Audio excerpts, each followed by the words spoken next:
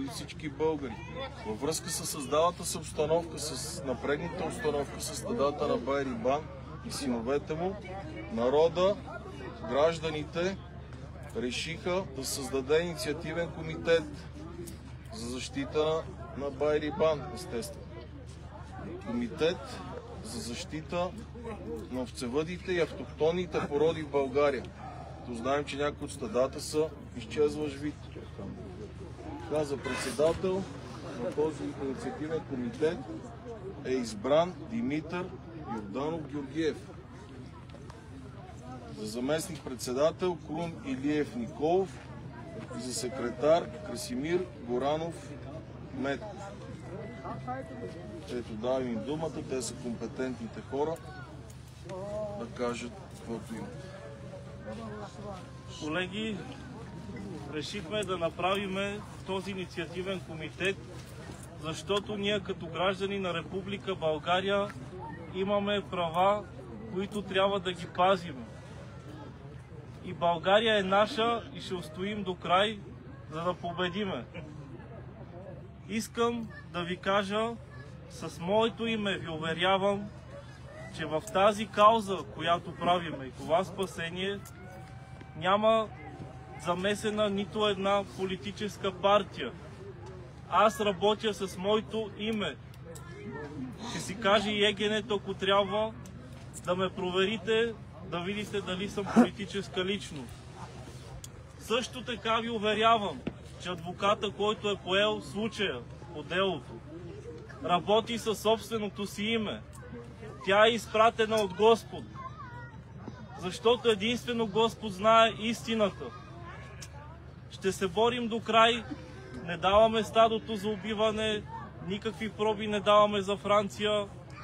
Седиме тук и си пазиме нашето право животните да не бъдат убити, защото това са здрави животни на България.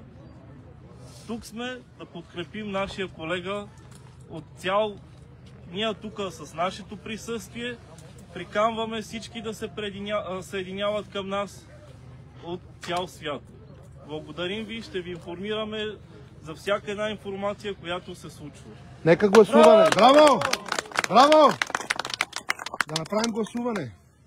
И нека пак да направим гласуването, което да покажем пред всички дали сте съгласни с това, което е избрано.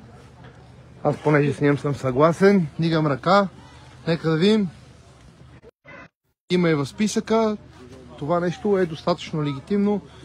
Вече имаме инициативен комитет за опазването на стадата.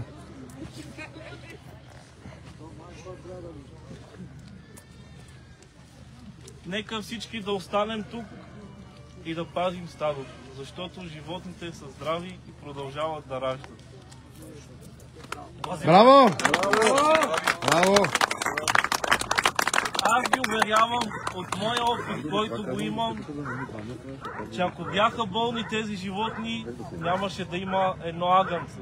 Всички тук сме свидетели колко агнета се раждат всеки ден, всеки час, всяка минута.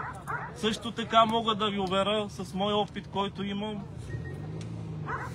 за тази болест, която убеждава тук, че има, ако имаше такъв случай, до сега нямаше да има едно животно. Това е чумата, не.